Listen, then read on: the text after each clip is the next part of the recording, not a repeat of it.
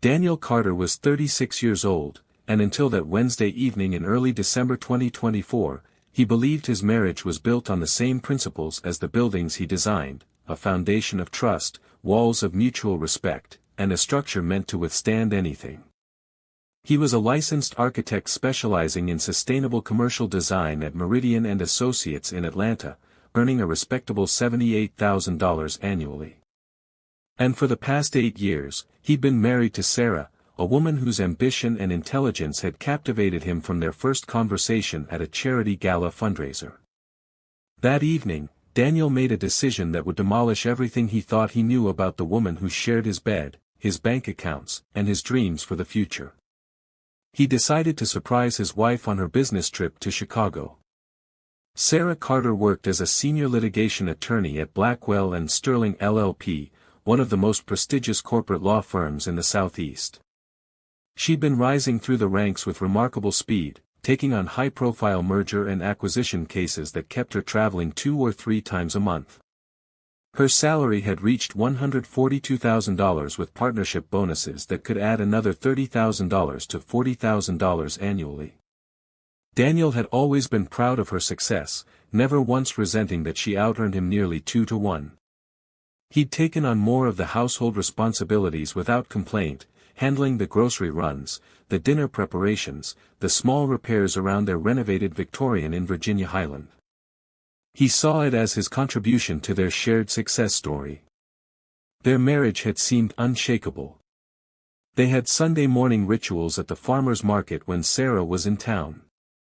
They talked about expanding the house, maybe converting the attic into a home office where Daniel could work on his side projects. They'd spent the previous summer repainting the exterior together, arguing good-naturedly about whether the trim should be Charleston green or classic black, ending each debate with paint-splattered kisses. Daniel thought they were building something that would outlast them both, a legacy as solid as the Georgian courthouse he'd helped restore downtown. This particular trip was supposed to be a 4-day negotiation marathon for what Sarah called the Thornfield merger, a complex acquisition deal involving a mid-cap pharmaceutical company. Sarah had left on Monday morning, pulling Daniel into a distracted embrace at the door. Her leather Toomey briefcase, a gift from the firm after she'd won a landmark case, was already in the trunk of her silver Audi A6 in the driveway. She seemed preoccupied that morning, her fingers flying across her phone screen even as she kissed him goodbye, but Daniel had chalked it up to pre-negotiation stress. "This deal is make or break," she'd said, adjusting her silk Hermes scarf that he'd bought her for their 7th anniversary. "If we close this, Marcus says I'm looking at junior partnership by spring. Maybe even a corner office." Marcus Thorne was Sarah's supervising partner, a commanding figure in his late 40s who'd built a reputation as one of the most aggressive dealmakers in Atlanta's legal community. Daniel had met him 3 times at firm events, a sharp-dressed man with silver temples who drove a black Porsche Cayenne and wore Patek Philippe watches. He had a Yale law pedigree and a track record of turning associates into partners, provided they could keep up with his punishing schedule and exacting standards. Sarah had always described him as her professional mentor, the person who was teaching her the art of high-stakes negotiation and opening doors she couldn't have reached on her own. Daniel had been grateful that someone with that much influence was investing in his wife's career. Daniel had planned to spend the week alone, working late at the office on a sustainable housing development proposal while listening to jazz and ordering from the Italian place down the street. It was a familiar rhythm: spread blueprints across the dining table, lose himself in measurements and material calculations, enjoy the creative solitude of an empty house. But Tuesday evening, everything shifted. His senior partner, Robert Meridian, called him into his office with unexpected news. The firm had just won a competitive bid to design a waterfront mixed-use complex in Charleston, a $12 million project that would be Daniel's first lead. Along with the congratulations came something Daniel hadn't anticipated: a $15,000 signing bonus, paid out immediately to compensate for the months of unpaid overtime Daniel had contributed to winning the contract. The money hit his personal account Wednesday morning. Daniel stared at the balance on his phone, feeling a swell of pride and possibility.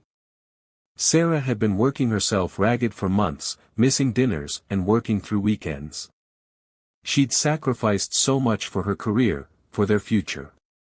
This bonus was a chance to do something spontaneous, something romantic, to remind her why they'd fallen in love in the first place. By Wednesday afternoon, Daniel had made his decision. He'd book a flight to Chicago, show up at the Ritz-Carlton where Sarah's firm always housed their attorneys during negotiations, and surprise her with a celebratory dinner at one of the city's Michelin-starred restaurants.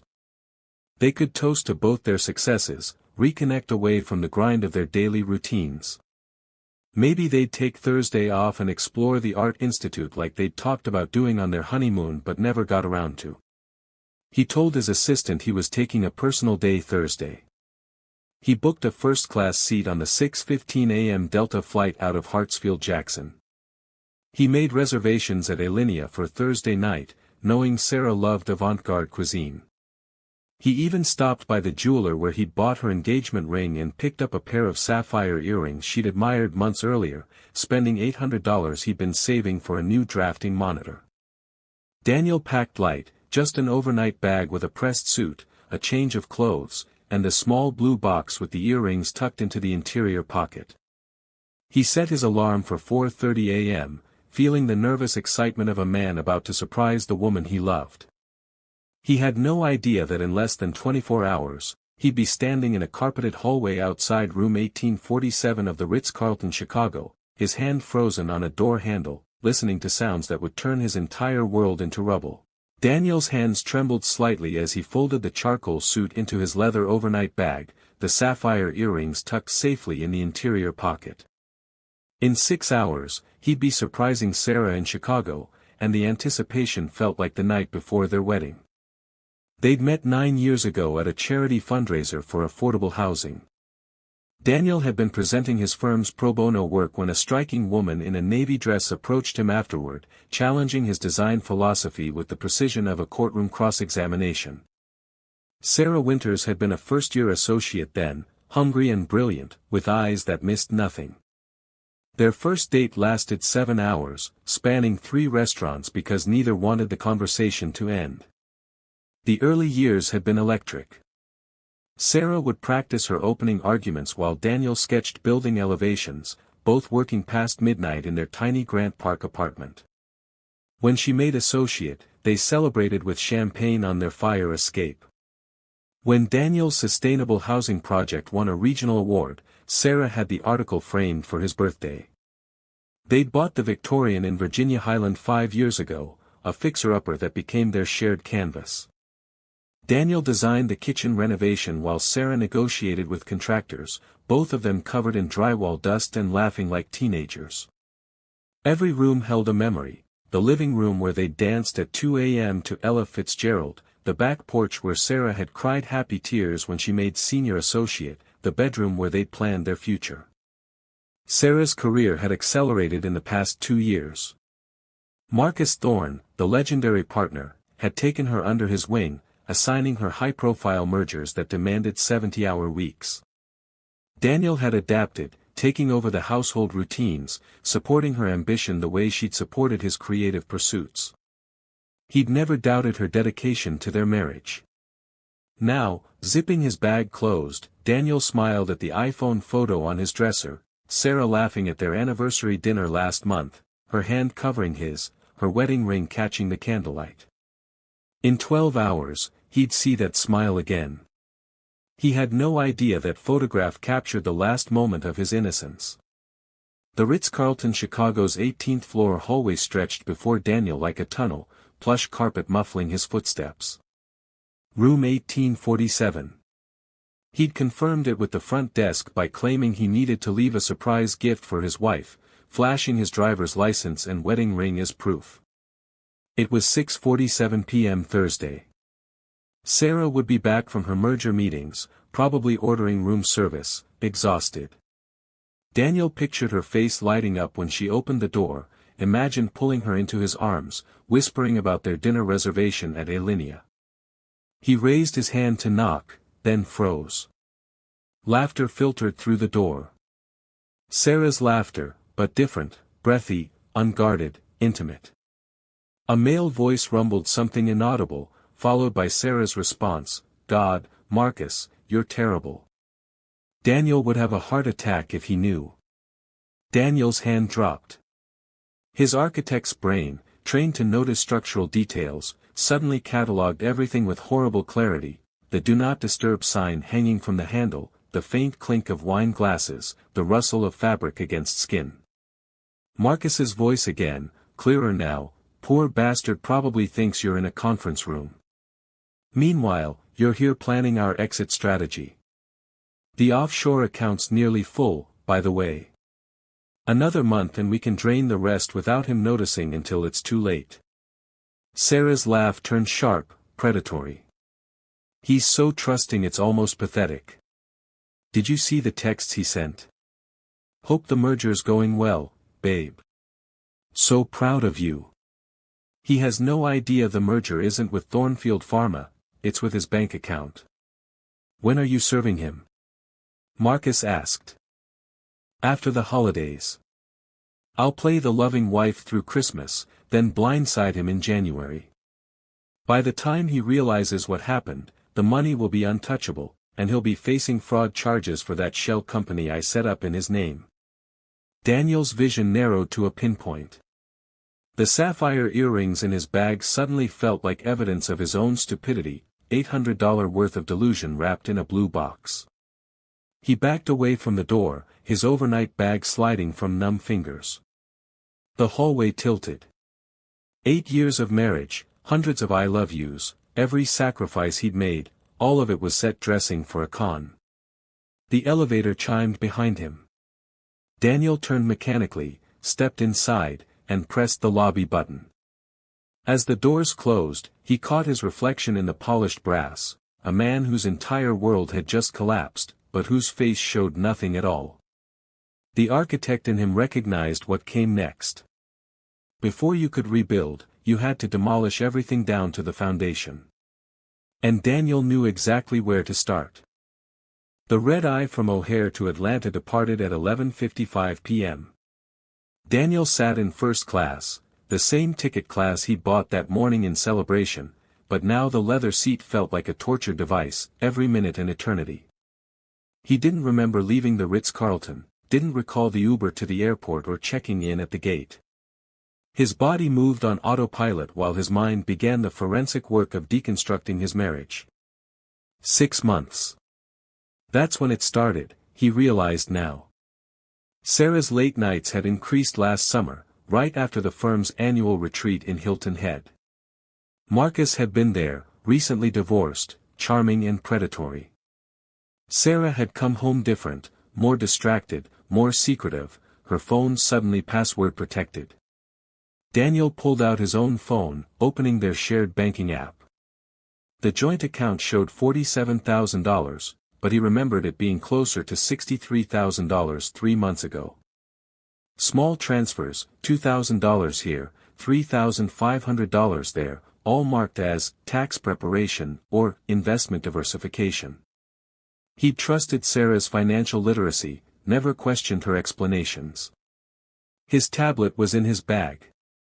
Daniel opened it, accessing the cloud storage where Sarah backed up her laptop. She'd given him the password years ago for shared documents, never imagining he'd need it for this. Her file directory loaded, client folders, legal briefs, personal finances. There. A folder labeled Meridian Capital Holdings. Daniel's hands shook as he opened it. Incorporation documents for a Cayman Islands shell company, established in July. Signatory, Daniel James Carter. His forged signature stared back at him from a dozen official forms. The flight attendant offered champagne. Daniel declined, his stomach churning. He kept digging, clicking through folders with the methodical precision of a man performing an autopsy on his own life. An encrypted folder caught his attention, MT, private. The password field mocked him, but Daniel knew Sarah's patterns. He tried their anniversary, 051616. Invalid. He tried her law school graduation date. Invalid. Then, with bitter certainty, He tried Marcus's birthday, information Sarah had mentioned casually months ago when explaining why she'd missed Daniel's firm dinner for Marcus's celebration. The folder opened. Inside were bank statements showing $89,000 already transferred to Meridian Capital Holdings. Email threads between Sarah and Marcus detailing their timeline: drain the accounts by February, file for divorce in March, claim Daniel had been secretly gambling or investing recklessly. The shell company would make it look like Daniel was hiding assets, making him the criminal while Sarah played the victimized spouse. There were other emails too, personal ones, detailing hotel rooms and stolen afternoons, Marcus's promises of partnership and a life together once they'd secured Daniel's money. Sarah's responses were clinical, calculating, focused on the financial endgame rather than romance. The plane touched down at Hartsfield-Jackson at 4:20 a.m. Daniel had been awake for 24 hours, but his mind had never been clearer. He now had the blueprints of their scheme, every structural weakness exposed. Sarah expected a fool. She was about to discover she'd underestimated the wrong architect. Daniel's home studio was in the attic, a converted space with exposed beams and triple monitors where he designed his projects. At 5 a.m. Friday, he was seated at his drafting table, surrounded by printed documents and handwritten notes, constructing a different kind of blueprint. The joint account showed $47,000. Their home equity line of credit, which Daniel had never touched, showed a $35,000 withdrawal from 2 weeks ago, Sarah's doing, he now understood. His retirement account, once at $142,000, had been reduced to $86,000 through a rebalancing Sarah had handled last month. Altogether, she'd siphoned roughly $167,000 from their shared financial life. Daniel opened a spreadsheet, meticulously documenting every transaction, every transfer, every forged signature. He photographed the shell company documents, noting the IP address on the incorporation papers, filed from Sarah's laptop at the Ritz-Carlton 6 months ago during another business trip. His phone buzzed. Sarah's name appeared on the screen, "Morning babe. Meetings ran late last night, exhausted. Miss you. Home Sunday afternoon. Love you."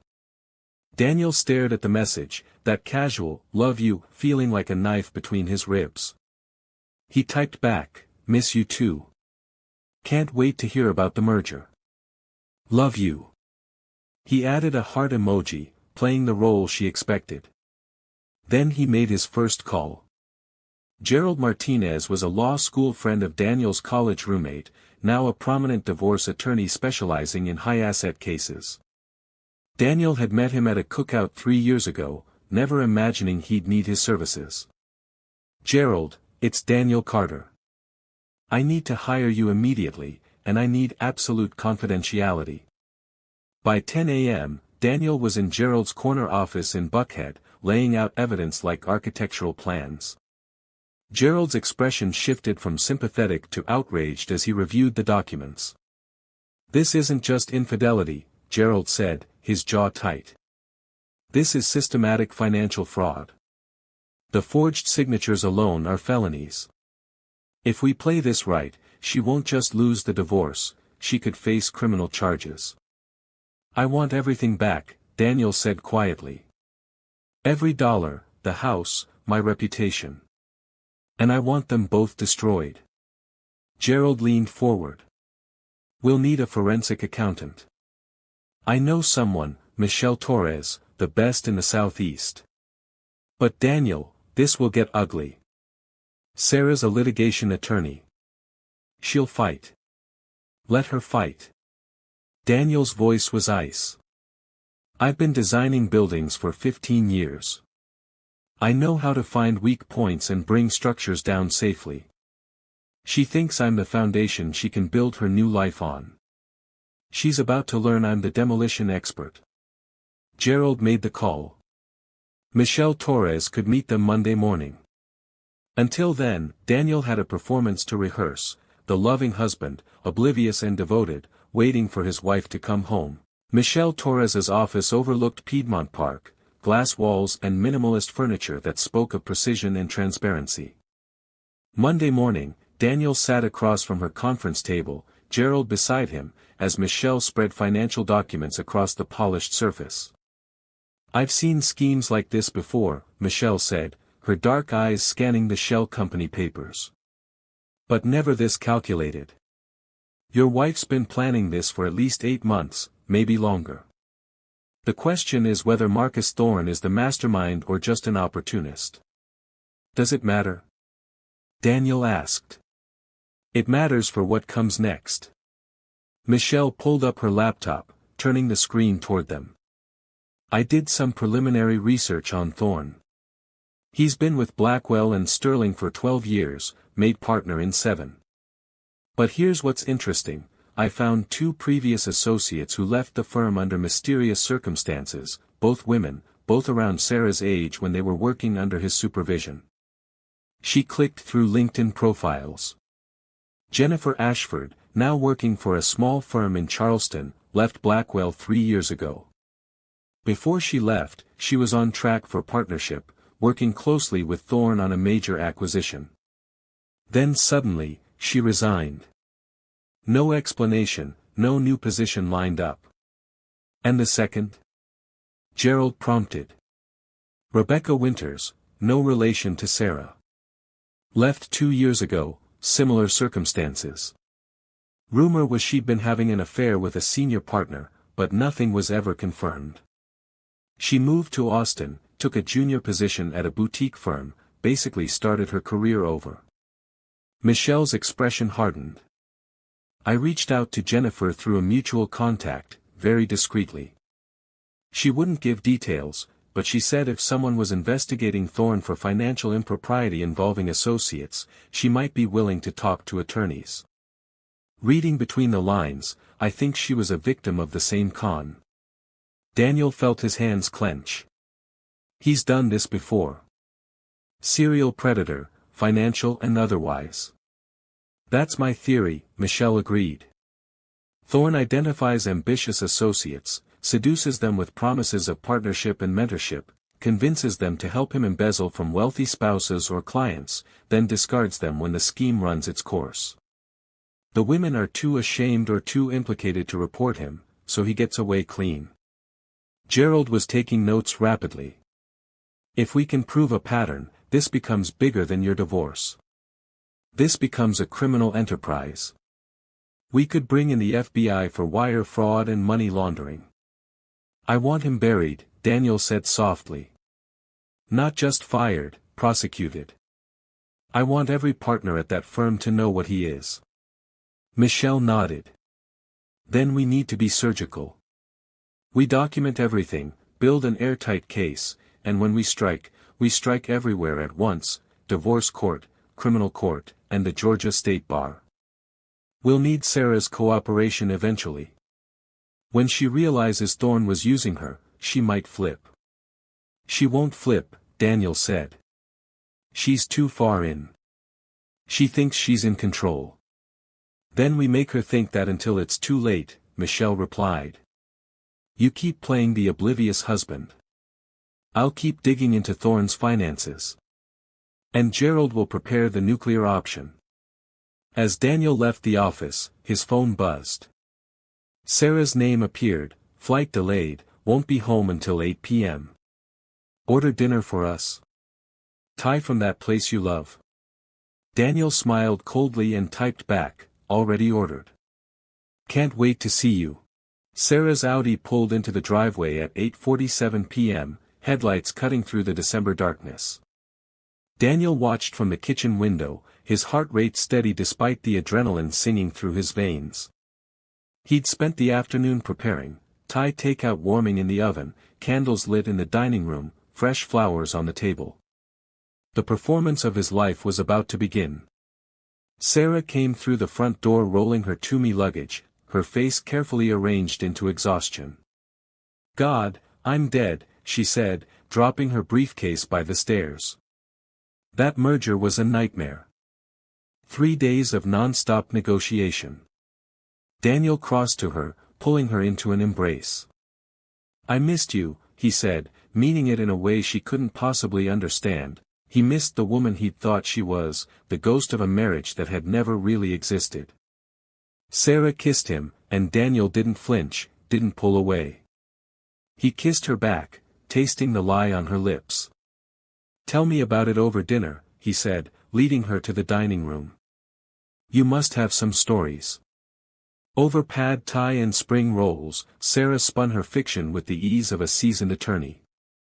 The merger talks had been contentious, the pharmaceutical executives difficult. Marcus had been a brilliant strategist navigating the complications. She painted a picture of conference rooms and legal briefs, never mentioning room 1847 or the wine they'd shared while planning Daniel's destruction. Daniel asked questions, engaged, sympathetic. His phone sat on the table, voice recorder app running, hidden beneath his cloth napkin. Every lie Sarah told was being documented, time-stamped, preserved. "Marcus thinks the deal will close by January," Sarah said, refilling her wine glass. "If it does, I'm looking at junior partnership and a significant raise. We could finally start thinking about expanding the house, maybe that sunroom addition you wanted." "That would be amazing," Daniel said, his voice warm. Inside, he was cataloging her tells, the way she touched her necklace when she lied, the slight pause before she said Marcus's name, the way her left hand unconsciously covered her phone screen when it buzzed with what was certainly a text from her lover. After dinner, Sarah headed upstairs for a shower. Daniel stayed in the kitchen, uploading the audio file to an encrypted cloud account, sending it to Gerald with a timestamp. Then he loaded the dishwasher, playing the role of the supportive husband. Sarah came down in silk pajamas, her hair damp, looking vulnerable and beautiful. "Come to bed?" she asked, taking his hand. Daniel followed her upstairs, every step an act of will. He held her as she fell asleep, her breathing evening out, her body relaxed against his. She had no idea she was sleeping next to someone who knew every detail of her betrayal, who was quietly building her cage while she dreamed of freedom. As her breathing deepened into sleep, Daniel's phone buzzed silently. A text from Michelle: "Found the smoking gun. Call me first thing tomorrow." Daniel smiled in the darkness. Michelle's voice on Tuesday morning call was electric with controlled fury. "I found it. The email thread that proves everything." Daniel was in his truck in the parking lot of a coffee shop 3 miles from home, having told Sarah he had an early meeting with a contractor. "Show me. I'm sending it to your encrypted email now." Thorne's firm uses a cloud-based system for internal communications. One of my contacts, don't ask how, was able to access archived messages between Sarah and Thorne that they thought were deleted. Daniel's tablet chimed. He opened the file, and his blood turned to ice water. The email chain dated back to July, subject line, Project Carter, timeline. From Marcus Thorne to Sarah Carter. July 15, 2024. Sarah, we need to be smart about the asset extraction. I've done this twice before, and the key is gradual transfers that don't trigger bank alerts. The shell company needs to be in Daniel's name with his forged signature. When this goes to divorce court, will claim he was hiding assets for gambling debts or a mistress. I'll provide documentation from my previous operations showing how to structure the fraud. The goal is to have him facing criminal charges while you walk away clean with the partnership I've promised you. From Sarah Carter to Marcus Thorne. July 16, 2024. Understood. I've already started the paperwork for Meridian Capital Holdings. Daniel's signature is easy to forge. I've been practicing on old documents. The question is timing. When do we make the final move? From Marcus Thorne to Sarah Carter. August 3, 2024. Post-holidays. We drain the accounts in January, you file for divorce in February citing his financial recklessness, and I'll have the partnership papers ready for you by March. Jennifer and Rebecca were too emotional about this process, but you're different. you're clinical, perfect for this. By spring, we'll be free, rich, and Daniel will be buried under legal problems he can't dig himself out of. The investment loss story needs to be airtight. I'm attaching the template we'll use to frame him. The attachment was a fabricated investment prospectus for a non-existent cryptocurrency venture, designed to make it look like Daniel had lost $200,000 in a scam. Sarah's notes in the margins showed her planning how to plant evidence of Daniel's secret gambling problem, fabricated betting accounts, false credit card statements. Daniel's vision blurred. This wasn't just betrayal. This was a conspiracy to destroy his life completely, to turn him into a criminal, to leave him with nothing, no money, no reputation, possibly even prison time. There's more, Michelle said quietly. The emails reference a shared account where Thorne keeps his operational funds, money from his previous schemes. If we can prove that account exists, we're not just talking about your divorce. We're talking about RICO charges, organized fraud, multiple victims. Can you trace it? Already did. It's a numbered account in the Cayman Islands, same bank as your shell company. And Sarah's been receiving monthly deposits of $5,000 since August. Essentially, Thorne's been paying her a salary to defraud you. Daniel closed his eyes, breathing slowly. The architect in him had been right, every structure had a weak point. This email chain was the load-bearing wall of their entire scheme. Remove it, present it to the right authorities, and everything they'd built would collapse. What do we do? Daniel asked. We coordinate with Gerald and the FBI. This is beyond divorce court now. But Daniel, you need to keep playing your role. If Sarah suspects you know, she and Thorne might run or destroy evidence. Can you hold on for 2 more weeks? Daniel thought of Sarah sleeping peacefully beside him last night, her hand on his chest, her lips against his shoulder. He thought of the 8 years he'd given her, the trust she'd weaponized against him. I can hold on, he said. Tell me what you need. The Blackwell and Sterling annual holiday gala was held at the St. Regis Atlanta on December 18, a glittering affair where partners and associates mingled with clients and judges. Sarah had been excited about it for weeks, her first gala as a soon-to-be junior partner, she'd said, a celebration of her rising career. Daniel wore his charcoal Tom Ford suit, the one Sarah had bought him for their anniversary. She wore crimson silk, her hair swept up, the sapphire earrings he'd never given her replaced by diamonds that Daniel now knew Marcus had purchased. They arrived together, Sarah's hand in his, playing the power couple. Marcus Thorne held court near the bar, silver-haired and commanding in a midnight blue tuxedo, a tumbler of scotch in his hand. When he saw Sarah and Daniel approach, his smile was perfectly calibrated, warm, professional, just mentorly enough. Daniel, Marcus said, extending his hand. Good to see you. Sarah's been invaluable on the Thornfield merger. You should be proud. Daniel shook his hand, maintaining eye contact. I'm proud every day. Sarah's remarkable. If Marcus noticed the edge in Daniel's voice, he didn't show it. Sarah excused herself to greet other associates, leaving Daniel and Marcus momentarily alone. She speaks highly of you, Marcus said, sipping his scotch. You're a lucky man. I know exactly how lucky I am, Daniel replied softly. And exactly what I'm worth. Something flickered in Marcus's eyes, calculation, reassessment, but before he could respond, the firm's managing partner took the stage for opening remarks. Daniel had positioned himself carefully. Gerald was in the lobby with 2 FBI agents. Michelle was monitoring her phone, ready to release the evidence to the State Bar's Ethics Committee. Daniel's divorce attorney had filed the emergency motions at 5 p.m., time to be served at 7:30 p.m., right in the middle of the gala.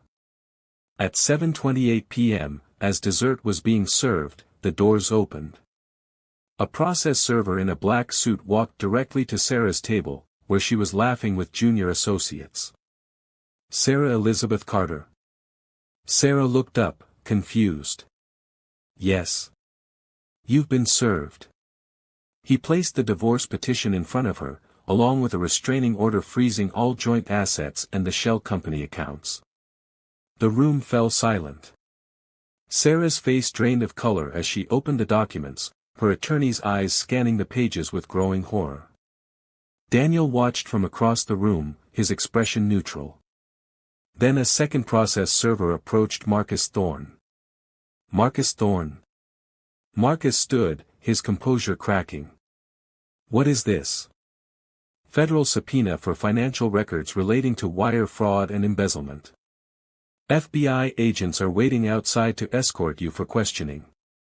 The firm's managing partners have also been notified of your immediate suspension pending investigation. The managing partner, Richard Blackwell, stood from the head table, his face thunderous. Marcus, my office. Now. But Marcus was staring at Sarah, then at Daniel. Understanding flooded his features, they'd been outmaneuvered, exposed, demolished. Sarah found Daniel in the crowd. Her expression was pure rage, betrayal, disbelief. She stood, heels clicking as she crossed the ballroom floor. You did this, she hissed when she reached him. You. I heard you, Daniel said quietly, his voice carrying just enough for nearby guests to hear. In Chicago. Room 1847. Every word. Every plan. I heard everything. Sarah's face contorted. You can't prove. I have the emails, Sarah. The shell company documents with my forged signature. The bank transfers. The FBI has evidence of Marcus's previous schemes. Michelle Torres found Jennifer Ashford and Rebecca Winters, they're cooperating witnesses now. Daniel leaned closer, his voice dropping to a whisper only she could hear. You thought you were building a new life on my foundation. But you forgot, I'm the architect. I don't just build. I demolish. Security was approaching, summoned by the managing partner. Sarah was escorted toward the exit, Marcus following behind her in FBI custody. Daniel watched them go, their careers, their scheme, their future crumbling in real time. Gerald appeared at Daniel's shoulder. The judge granted everything. Temporary restraining order, asset freeze, emergency hearing set for January. And the FBI confirmed they're filing charges tomorrow. Daniel nodded slowly, feeling something like exhaustion mixed with grim satisfaction. The foundation had been rotten, but now it was cleared. Time to rebuild. 3 months later, Daniel stood on a windswept beach in Charleston, South Carolina, blueprints spread across a makeshift table weighted down by stones. The waterfront mixed-use complex his firm had won was taking shape in reality, pilings driven into the sand, concrete forms rising like the skeleton of something beautiful. The divorce had been finalized in February. Sarah, facing multiple felony charges for fraud and forgery, had cooperated with prosecutors in exchange for a reduced sentence. She'd serve 18 months in federal prison, followed by probation and full restitution of the $167,000 she'd stolen. The house in Virginia Highland had been sold, the proceeds split after Daniel recouped his stolen assets. Marcus Thorne's fall had been spectacular. The FBI's investigation uncovered 4 previous victims, a pattern of embezzlement spanning a decade, nearly $800,000 stolen across multiple schemes.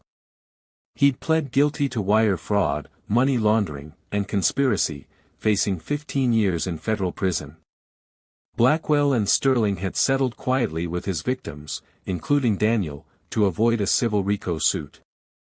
Jennifer Ashford and Rebecca Winters had both reached out to Daniel personally, thanking him for having the courage to expose Thorne. Jennifer had returned to practicing law with renewed confidence. Rebecca was pursuing a state bar complaint to have Thorne permanently disbarred. Daniel's phone buzzed. A text from Robert Meridian, the Charleston project is ahead of schedule. You're a miracle worker. Also, That coastal architecture conference wants you as a keynote speaker. Rebuilding after structural failure. Interested? Daniel smiled, typing back, "Send me the details." He'd learned something in the rubble of his marriage. Foundations weren't just about what you built on them. They were about knowing when to tear them down and start fresh. He'd been so focused on maintaining the structure of his marriage that he'd ignored the cracks forming beneath his feet. Now, standing on this empty beach with salt air filling his lungs and a blank canvas of sand before him, Daniel felt something he hadn't experienced in years: possibility. Not the false promise of a life built on lies, but the genuine potential of something created with clear eyes and honest effort. He'd bought a small cottage 10 minutes from this construction site, a fixer-upper that reminded him of his first apartment with Sarah, but without the ghosts. Some evenings he'd sit on the porch with a sketch pad, designing not buildings but a life, one where trust was earned, where red flags weren't ignored, where the architecture of his future was built by his own hands. Sarah had sent one letter from prison, delivered through her attorney. Daniel had thrown it away unread. Whatever apologies or explanations it contained didn't matter anymore. She was part of the demolished structure, debris cleared away to make room for something stronger. As the sun set over the Atlantic, Daniel rolled up his blueprints and headed back to his truck. Tomorrow he'd return to this site, continue building this project that bore his vision and his integrity. He'd learned the hardest lesson any architect could learn: sometimes the most important thing you could build was the strength to walk away from something that no longer served you. The foundation was laid. The framework was rising. And this time, Daniel Carter was building something that would last, not because he hoped it would, but because he'd ensured every element was sound before he'd laid the first stone. He was finally building for himself. And that, he discovered, made all the difference.